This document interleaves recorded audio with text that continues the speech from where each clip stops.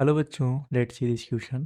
The question says that write the range of the function. Function की one here is X upon one plus x square. तो चलिए यहाँ पे हम थोड़ा सा की कॉन्सेप्ट डिस्कस कर लेते हैं, देन हम इस प्रॉब्लम को सॉल्व करेंगे. अगर मैं रेंज की बात करता हूँ तो हमारे पास रेंज क्या होती है? रेंज होती है the set of all the outputs of a function of a function is known as is known as range. तो ये हमारे पास जो है ये की कॉन्सेप्ट है जो कि हम इस प्रॉब्लम में यूज़ करने वाले हैं. तो देखिए हमारे पास इन्होंने क्या कहा, इन्होंने कहा है रेंज फाइंड करने के लिए. ठीक है, तो हमें वो आउटपुट्स फाइंड करने हैं जो कि इस फंक्शन के आ सकते हैं, पॉसिबल आउटपुट्स. देखिए यहाँ पे हमारे पास, मैं इसको y मानता हूँ, y इज इक्वल टू क्या हो जाएगा, x upon one plus x square. क्या कीजिए, इसको क्रॉस मल्टीप्लीकेशन कीजिए तो क्या होगा, y into one plus x square is equal to x हो गया. अब देखिए ये मिल गया हमारे पास. अब इसको हम क्या कर सकते हैं, जस्ट ब्रैकेट ओपन कीजिए, y plus y x square is equal to x. Okay, यहाँ से हम क्या ले सकते हैं, x square y minus of x plus y is equal to zero, ये लिख दिया मैंने. ठीक है, अब देखिए ये आपको यहाँ पे एक्स में क्वालिटी दिख रहा है. ठीक है, एक्स में क्वालिटी आपको दिख रहा है. तो अगर मैं यहाँ पे बात करूँ तो देखिए इसका अगर रियल सोल्यूशन आना है फॉर दी रियल सोल्यूशन, तो जो इसका डिस्क्रिमिनेंट जिसको हम डी से डिनोट करते हैं that should be greater than equal to zero. तो इसका क्या आएगा, real solution. Otherwise imaginary solution आ जाएगा, तो हमें रियल सोल्यूशन चाहिए इसका.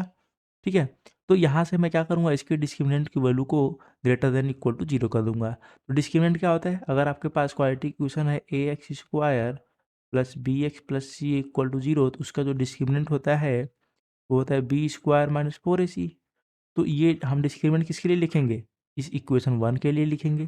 ठीक है, देखिए डिस्क्रिमिनेंट कैसे लिख के, और उसको डिस्क्रिमिनेंट को लिख करके उसको greater than equal to zero कर देंगे. तो क्या आएगा, यहाँ पे देखिए बी, बी क्या है हमारे पास यहाँ पे, अगर हम बी के लिखें एक्स का कोफिशिएंट वो क्या है, दैट इज माइनस वन. तो माइनस वन का होल स्क्वायर, ये मैं लिख रहा हूँ डी. ठीक है, बी स्क्वायर माइनस फोर ए क्या है, देखिए यहाँ पे एक्स स्क्वायर को फिर वाई है, तो हो गया ए, और सी हमारे पास क्या आएगा, ये प्लस वाई. ओके, तो ये हो गया प्लस वाई.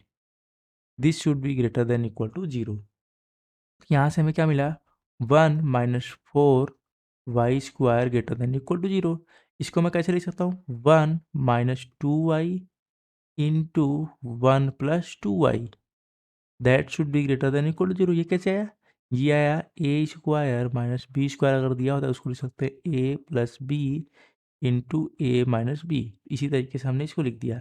तो अब देखिए इसको मैं क्या करूँ, माइनस से मल्टीप्लाई करके वन माइनस टू वाई कर दूंगा, टू वाई माइनस वन, और ये क्या हो गया, two y plus one less than equal to zero. यहाँ से क्या आएगा, y की वैल्यू एक तो वन बाई टू आएगी, और क्या आएगी, y की value minus one by to आएगी, ये दो आएगी. ठीक है, इसको नंबर लाइन पे प्लॉट करते हैं.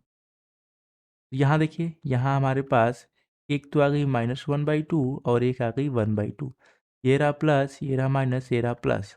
हमें लेस देन वाली चाहिए, तो ये रेंज, इसका मतलब जो y है, अगर मैं यहाँ बोलूँ y हमारे पास क्या आ गया, y belongs to minus one by two to one by two. हमें क्या फाइंड करना था, हमें y की ही तो रेंज फाइंड करनी थी. ओके, तो हमें यहाँ पे इसी की रेंज फाइंड करनी थी जिसको हमने y की इक्वेट किया था. y की रेंज आपको दिख रही होगी माइनस वन बाई टू से वन बाई टू तक आ रही है. इसका मतलब हमें क्या मिल गया, फाइनल आंसर मिल गया. यहाँ से हम क्या कंक्लूड कर सकते हैं, we can conclude that the range of the function is minus one by two one by two. Okay, so this is the final answer for this problem. I hope you understood it very well. Best of luck.